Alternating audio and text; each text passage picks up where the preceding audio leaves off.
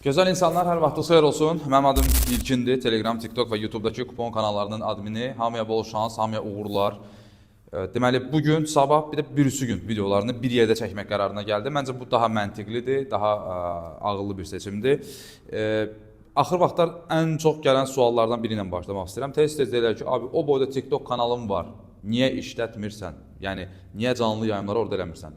Dostlar, YouTube bir arxivdir. İstənilən vaxt, istənilən sürətdə, təbii ki, maksimal icazə verilən həddə qədər sürətləndirə bilərsiniz, arxiv kimi istifadə edə bilərsiniz. Bu dəqiqə, məsələn, canlı yayımı tez-tez qaçıranlar var.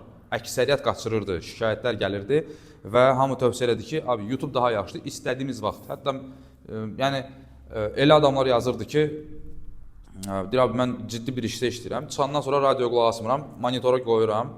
Fikrim yolda, tıxacda, radiolarımız mənasız, boş boğazlıqla məşğuldur. Qulaq asıram, yol üstü artıq beynimdə bir şey formalaşır ki, hə, filan oyunu, 2 dənə oyunu seçdim, götürdüm, məsələn də. Və yaxud da ki, burada açıq etiraf edənlər də var ki, abi mən futbol söhbətlərini o qədər sevmirəm, fırlayıram qabağa, sağ olsun səmimiyyətinə görə, bu normaldır. Güya biz hamıya axıra qədər qulaq asırıq mı? Yox. Bəlkə də ən böyük dərdlərimizdən biri də odur. Amma məsələn bir nəfər də var ki, mənə danlayırdı ki, qardaş, bir yox, 2-3 nəfər vardı ki, niyə sən bəzən hiss ediblər o montajda sürətləndirirsən öz danışığını. Biz qulaq asırıq rahat şəkildə. Demək, yaxşı, bağışlayın, bir də eləmərəm. Başladıq dostlar. Bilmirəm niyə, ümumiyyətlə qeyri-aktiv bir dönəmdir. Mən statistikalardan falan da izləyirəm. Telegramda, Telegramın linki aşağıdadır. Belə, sonra saytımızın linki aşağıdadır. Saytda da ki, belə bəzi maraqlı metrikalar var, onları verirəm. Ağlınıza batırsa, X2 gözləntiləri ilə bağlı fikirlərimi yazdım Telegramdakı. X2 gözləntiləri mənim hesab təxminim deyil. Bu, bazarın gözləntisidir, belə deyək. Buna 1 manat elə-belə ya da ki, sistem oynayanlar var, seçib oynayanlar var, oxşadırlarsa. Amma, məsələn, orada Seltan oyunundan hesab gözləntisi 3-0 idi. Amma statistika ilə, metrika ilə önə çıxan bir şey var idi ki, bu oyunda gol var. Və oldu da, hətta Las Palmas oyunu çevirirdi, alınmadı. Belə dostlar, yaxşıca bir bəyəni atdısa, sürətli şəkildə başlayırıq bugünkü proqramdan və davam edirik sabah, birisi gün və salamda və ondan sonra baxacaq, Allah kərimdir. 22:30-da, yaxşıdır, Avropada vaxt məsələsi indi elədi ki, adətən mən İtaliya A seriyasının ikinci hissəsindəki oyunları izləyəndə avtomatik fikirləşirdim ki, telefondan indi bildiriş gələcək ki, dur, cəhənnəm ol, get yat. Sonra başın gözün səpəcək, əsəbi olacaqsan və s. və axır. Dünən baxıram, hələ saat 12 yoxdur. Nə gözəl. Bu da yaxşıdır. Deməli, İsveçrədə Iverdon Lugano oyunu var. Bu oyuna gol çıxır. Komandaları az çox tanıyırıq. Az çox deyəm, mən Luganonu daha çox tanıyıram. Lugano belə dəli oyunlar oynaya bilir bəzən. Bu oyuna çıxan hesabları sadəcə deyəcəm. Çox maraqlıdır. Ana xətti eyni deyə oyunun. 2-2, 3-3. Bu tam ideal dəhlizdir də, belə deyək. Amma ideala yaxın, belə deyək, bəzi o şeyləri yığışdırsaq, belə bir geniş mənzərəyə baxsaq, 1-1 də hətta var.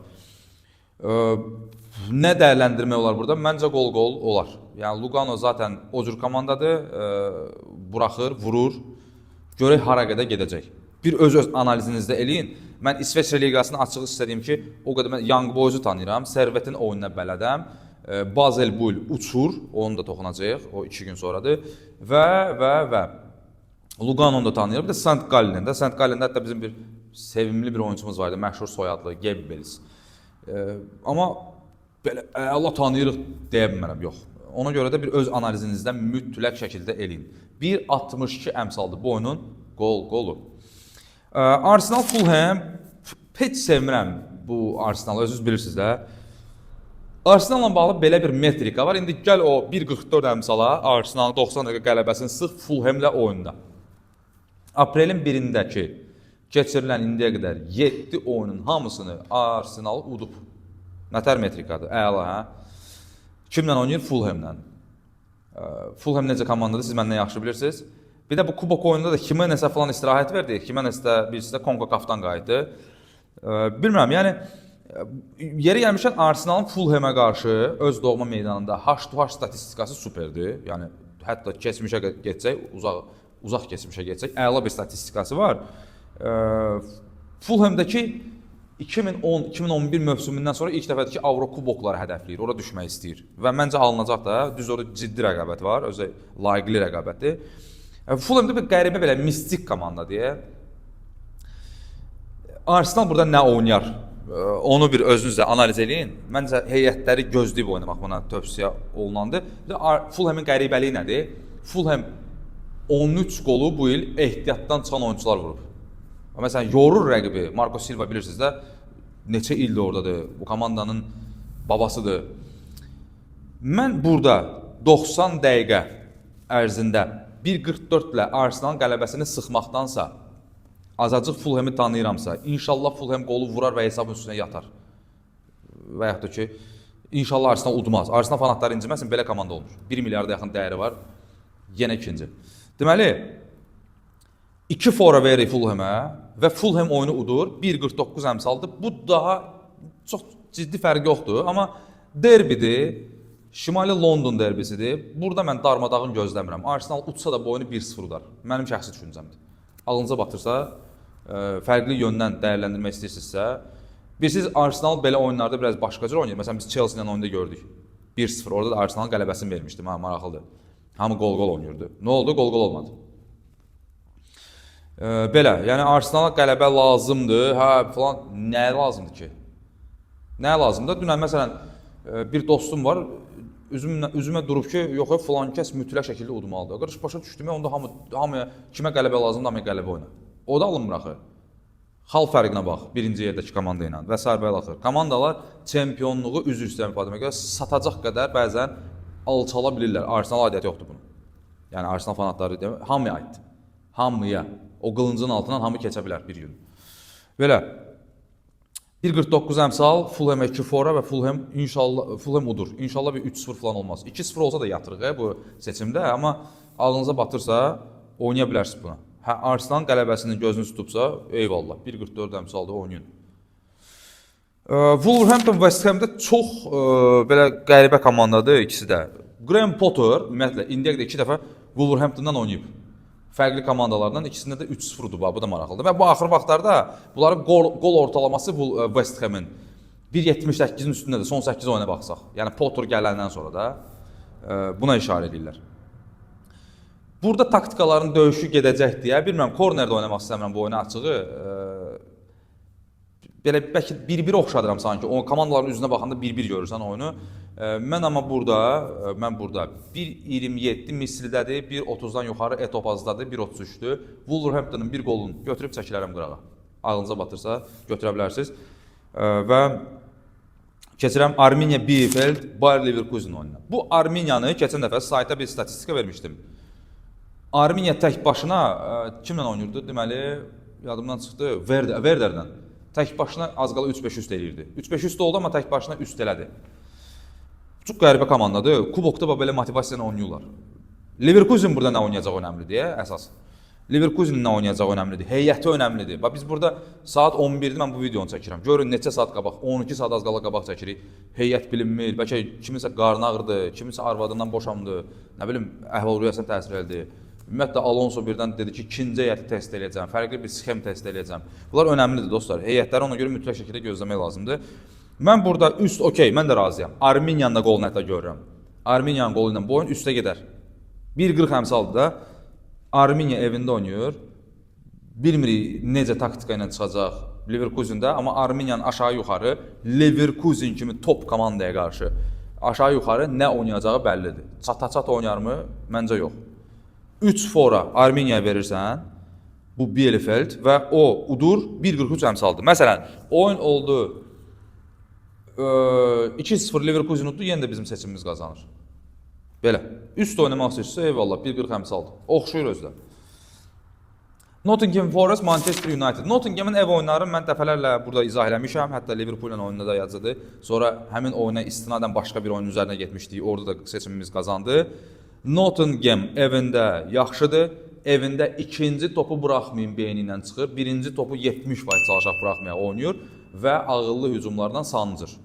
Adətən taimdə də vurur, evində erkən qollara da imza ata bilir.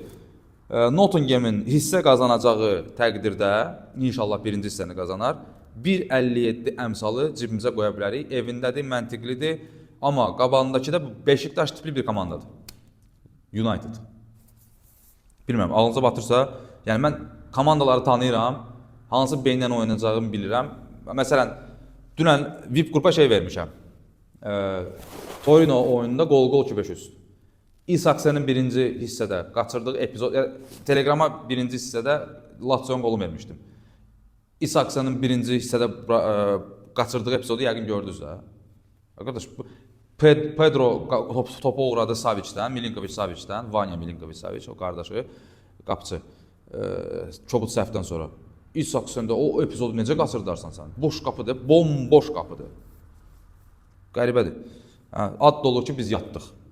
Ekstra bir dənə də seçim verimsə, Pusha, bu düzdür kubok oyunudur Polşada. Pusha Pagon oyunu var. Pagon Szczecin, deməli Pusha komandasının qonağıdır. Burada 4 dənə oyun çıxır, 3 dənə 1-1, bir dənə də 1-2. Gol 1.67-dir, evin bir qolu 1.32-dir. Ağlınıza batırsa. Dunkirk PSG oyununa isə açıblar Le Mans PSG oyunun əmsallarını, 0-2-ni. Bilməm, o da 2025 kubok oyunudur. Ağlınıza batırsa, dəyərləndirmək istəyirsə, buyurun. Keçirik aprelin 2-sinə, sabaha. Deməli, Brighton Aston Villa oyununun səfərdə Aston Villa oynayır və Aston Villa'nın səfərdə manyaklığı tutur. Aston Villa inanılmaz gedir, qəşəng gedir. Marco Asensio, Rashford özlərini tapdılar. İkinci baharı yaşayırlar və Watkins də öndə. Burada bir məsələ var. Deməli, 75-dən sonra Aston Villa bunu güdün. 75-dən sonra Aston Villa stabil olaraq buraxır səfərdə. Bir topu da kreativliyindən dolayı varsa, bu oyunun qol-qolun biz qoyarıq cibimizə 1.50-yə yaxın əmsaldır. Ağlınıza batırsa dəyərləndirə bilərsiniz. Yəni bu oyunda qol-qol olmasın, biraz İnanmıram oyun çox partlasın, amma bu oyunun qol-qol yaraşır. City-Leicester oyununda burada bir məsələ var. Haalandın bilirsiniz də, Haaland demək olar ki, mövsümü qapatdı. Biri yazır qapatdı, biri yazır demək olar ki, bir dənə də oxudum ki, klublar arası dünya çempionatına ancaq özünü çatdıracaq. Haaland yoxdur, Marmuşun qolu 1.55. Sivri hücumda əla, Haalandsız məncə daha yaxşı olacaq. Şəxsi düşüncəmdir. Haaland axır vaxtlar komandanı çox axsadır. Bu belə. Sonra, valla bu oyun qələbə 2-5 üst. Çünki mən Leicester'in qolunu görürəm bu oyunda. Qələbə 2-5 üst, 1.42 əmsaldır. Gəlməyəcəksə də silin bir dəfəlik City-ni atın bir kənara. O da nəyə görə 2-5 üstə gedəm? Çünki yenə deyirəm, Leicester'in qolunu görürəm deyə. Çünki bu cür oyunlarda, bu cür komandalar necə oynayır? Məsələn, məncə Leverkusen də bugün elə oynayacaq Armeniya qarşı. İndi biz növbəti günə keçdik artıq. Çıxırlar, baxırlar. Nistelrooyun Leicesteri. Rahat oyundan dolayı birində City ümumiyyətlə anormal toplar buraxır. Anormal toplar buraxır. Yəni belə böyük bir kluba müdafiədə Ruben Dias'a, Stones indi çox vaxt zədəlidir. Nə bilim kim var orada? Akanjisi, Husanovu, bunlara yaraşmayan şəkildə toplar buraxırlar. Avtoqollar da çoxdur bu arada. Ona görə də qələbə 2-500, 1.42 əmsaldır. İnşallah o keçən mövsüm danışırdığı PP zəng gəlməsi ki, abicim 2-0, 1-0 bəsimizdir. Newcastle Brentford. Deməli, Brentford'un bir maraqlı statistikası gördüm. Dünən idi, o sıra günü idi. Bir raport oxuyurdum. Scout raportu idi. Bəzi şeylər var idi, oyuncular haqqında şeylər oxuyurdum. Aha, bir də gördüm ki, bir nəfərlə mərcə girmişdim, onu axtarıb tapırdım və mən haqlı çıxdım. Deməli, amma bu başqa bir şey, maraqlı şey gözümə dəydi. İndi burada ondan istifadə etməyə çalışacağam. Yenə də bir şey deyəcəm, ağlınıza batırsa, Brentford'un bir topunda təəssüf ki, əmsal yoxdur. Deməli, Brentford bu mövsüm oyun başlayandan sonra, ilk zərbədən sonra 9 qol vurub və xəbəri var. Bax, ilk zərbəsi qol olub. 9 qola anormal bir şeydir bu həqiqətən də. Bu, deməli, məşqlərdə test olunan şeylərdir, deməli. Bu bir, məncə bu oyun qol-qol olacaq. Niyə görə? Çünki Brentford biraz 300.000 adamla şəhərdə marş keçirdiblər kuboku qazandıqdan sonra. Neçə il sonra, 50 il sonra ilk dəfədir Newcastle kubok qazanır, nailiyyət əldə edir. 300 min adam qoşulmuşdu bu mərasimə. Bu, siz də mən bağışlayın, bu kayfagenoz durumda, vəziyyətdə, bu rahatlıqdan dolayı birini buraxar, birini də vursun da bir zəhmət. Hə, çıxıb uduzarsa ümumiyyətlə Newcastle, da eləyəcək bir şey yoxdur. 1.43 əmsaldı qol, xoşuma gəldi, götürdüm. Crystal Palace Southampton'a səfərdə oynayır. Burada da bir şey var. Bu Crystal Palace. Bax bunu belə çox güvənlə də demirəm ki, götürüb ana kupona soxasınız, amma məncə sizin də ağlınıza batacaq ki, bu Southampton'a, bu Crystal Palace 2 top vurmasa, time'da vurmasa öpürəm. Başqa nə deyim? Yəni Hasancanın verilişinə döndərməyək də buranı. Nəyə görə? Çünki Crystal Palace bu City olsaydı mən deməzdim bunu. Çünki qeyri-ciddi tiplərdir hamısı. Amma Crystal Palace çox ciddi. O əskərlikdə bir söz var, nizamnamə ilə gedən ustav bir çavuşun manqasıdır. Bu Crystal Palace. Başa dedim ha öz aramızda. Ona görə bu ciddiyyətdən dolayı hədəfləri var deyə komandanın. Mən deməli Crystal Palace'ın time'da qolu canlı ssenarimiz, 2 topu Crystal Palace'ın eyvallah. Qələbəsi də inşallah gələr də indi özləri bilərlər. Sonra Stuttgart-Leipzig oyundan maraqlı bir data var əslində. Bu oyunda mənə görə hər şeydə belə üst falan demək istəmirəm, amma Stuttgartda düşüş var. Leipzigdə Marco Rose'ni göndərdilər. Qarşılıqlı kontraktı, bu kubok oyununda bilirsiniz. Qarşılıqlı şəkildə kontraktı pozdular. Burada belə bir şey var. Leipzig'in DFB Pokal, yəni Almanya kubokunda son 5 səfər oyunundan 4-ündə 3 top vurub özü təkcə. 2 topu 2-14'dü baxdım. 2-14 idi, yoxsa neçə idi? Bir dəqiqə tez bazar. Hə, 2-14'dü. Roza yoxdur. Rozanı kim əvəz eləyəcək? Roza, getdi Roza. Deməli, onu kim əvəzləyəcək çox maraqlıdır. Hansı beyinlə oynayacaqlar? Kubok oyununda ona görə girmədim, dəyməyəcəm. Sadəcə metrikanı dedim, sayta da qoyacağam. 2-14 əmsalı, nə bilim, bir sistem kuponuna qoymaq olar. Liverpool-Everton. Bu oyuna hardan baxsınız 2-0 görürsünüz də, düzdür. Kubokdur, adətən evində də Enfielddə o cür oynayıblar. Mən Liverpool'un 2 topunu görürəm. 1.39 açıblar, 90 dəqiqə 1.39'u sıxmaq istəyirsinizsə bir kuponda okey. Oyunla bağlı düşüncəm nədir? 50 versə demirəm də burada. Keçən dəfə hansı oyunu dedim də, bir kuponumuza bunu, bir kuponumuza da bunu qoyaq. İkisi də gəldi. Amma Empoli ilə oyunda məsələn Coman'ın 2 topu gəlmədi. Halbuki oyunu izləmişsə yəqin ki, orada ən azı 4-5 top olmalıydı. Anormal bir oyun idi. Çox qəşəng oynadılar həqiqətən də. Oyunun haqqı da elə bizim verdiyimiz dəqiqə hesab idi. Və bir kupona da dedim ki, Empoli'nin bir topunu qoyun. Empoli'nin topu gəldi də. Burada bir şey var dostlar.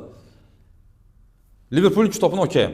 Qoyduq onu bir kənara. Çünki biraz da birinci oyunda da xoşa gəlməz hadisələr oldu və s. və axır. Bu derbidir. Hansı vəziyyətdə onlar olsunlar, oynayacaqlar. Amma Moyes gələndən sonra Everton biziz nə deyir? Deyir ki, qardaş, mənə 2 fora ver, mən uduzmayacam. Daha doğrusu 1.68 əmsaldır. Yəni 2-0 olsa biz yatırıq, amma 2-1 olsa 2-1 olsa biz yatmırıq. Çünki Moyes kifayət qədər yaxşı məşqçidir. Evertona yad adam deyil, yaxşı məşqçidir və Evertonu quranlardan biridir, hətta müasir Evertonu. Və gələndən sonra hansı işləri də görür, özünüz bilirsiniz. Liverpool udsa da bu oyunu məncə 2-1, 1-0 belə udacaq. Yəni fora yeməyəcək. Mənim şəxsi düşüncəmdir. 1.68 əmsaldır. Hə, Liverpool'un 2 topu, sadəcə o Everton'un müdafiə xəttini gözümün qabağına gətirirəm. O ikinci top gəlməyə bilər. Bax ondan qorxuram. Ya da o fora gəlməyə bilər. Ona görə biraz bu əmsal yuxarı olsa da riskli şey belə deyək də o seçimə qaçıram. 1.68-i bir daha xatırladıram.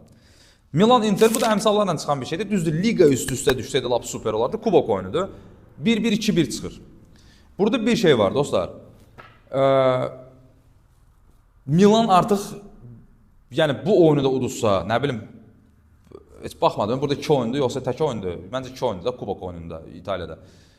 Məsələn, kubokdan kənarlaşdırılsa, yəqin ki, Kansaysa oyundan sağollaşacaqlar. Bu beyin, bu şeylər, ümumiyyətlə derbidir. Inter'in zaten bu, sizə mən bağışlayayım, Milan azarkeşlərin inciməsin, Milan azarkeşlərindən üzr istəyərək. Mənim Milana çox böyük hörmətim var həqiqətən də bir klub olaraq. Məncə hamının hörməti var. Inter azarkeşlərinin belə, yəni sağlam Inter azarkeşlərinin. Milanın indiki müdafiəsinin durumunu nəzərə alsaq, Inter'in bir qolu var. Milan da vursun, o 1.50 1.55. 1.55 əmsalımızı götürək. Qol-qolumuzu. Bəlkə də burada nəyə fikirləşirəm? Interin axırıncı dəfə Udinese-nin oyununda o metrikanı kaş qoyardım saytda. Onu canlıdan dəyərləndirə bilərsiniz. Inter düz bu A seriyasına aiddir, amma A seriyası da kim bir şeydir bu da. 75-dən sonra ən çox qol buraxan komandalardan biridir. Como ilə yanaşı. Bunu bir dəfə də demişdim. Como'nun oyunda neçə dəfə demişdim. Və dostlar, bəlkə də bu Milanın yeni məşqçisinin ən sevdiyi şeylərdən biri time 2 oyun 1 falan da gəldi burada. Bu metrikaların üzərindən gedərək bunu eləmək olar. Çünki mükafatlandırılma məsələsi var da. 35 əmsaldır, nə bilim. Atletico Barça. Deməli dostlar, məncə burada Atletico uduzmayacaq. 1.49 əmsaldır. Axırıncı oyunundan sonra qaza gəlib. Bunları harda gördünüz? Qol-qolda oynamayın, o qol-qol gəlməyə bilər. Şəxsi düşüncəmdir. Atletico uduzmaz 1.49 əmsaldır. Atletico burada bir neçə gün bundan qabaq gördü ki, mən Barça ilə belə aura oynasam, onda başqa söhbət ola bilər. Kubok oyunudur dostlar. Məncə Atletico uduzmayacaq. Udsa 2.65 ümumiyyətlə, uduzmasa 1.49-dur. Bax, burada qol-qol gəlməyə bilər. Biraz diqqətli olun, ehtiyatlı olun. Şəxsi düşüncəmdir. Basel Grasshoppers bu artıq aprelin 3-ün oyunudur. 2.5 üst, 1.47 əmsal, uzatmayacağım. Luzern St. Gallen oyunda da qol-qol məncə gəlməlidir bu oyunda da. 1.43 də buradadır. Chelsea Tottenham oyununda isə 1 plus qol-qol, 2.47 əmsaldır. Chelsea artıq oyanmağın vaxtıdır. Yəni 1 plus qol-qol görəm mən bu oyunu. Hələ ki əmsallarda onu deyir. Belə baxdım. Oyun günü baxmaq daha yaxşıdır. Görək Chelsea derbidə silkələnəcəkmi? Öpürəm dostlar, özünüzə yaxşı baxın, Allaha əmanət olun. Nə yaxşı ki varsınız.